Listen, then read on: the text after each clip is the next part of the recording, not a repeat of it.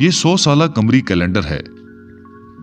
100 साला कमरी ईद कैलेंडर, हिजरी कैलेंडर, जिसमें सन 1400 से 1499 तक का ईद का अंदाजा बताया गया है, जो सन 1981 से शुरू हुआ।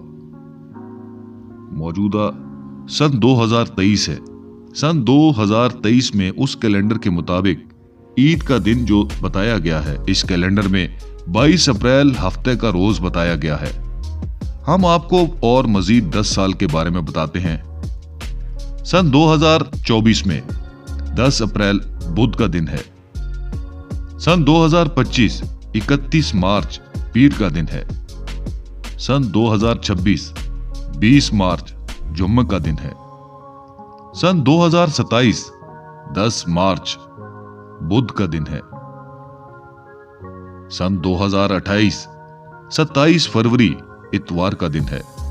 सन 2029 15 फरवरी जुमेरात का दिन है। सन 2030 5 फरवरी मंगल का दिन। सन 2031 25 जनवरी हफ्ता का दिन।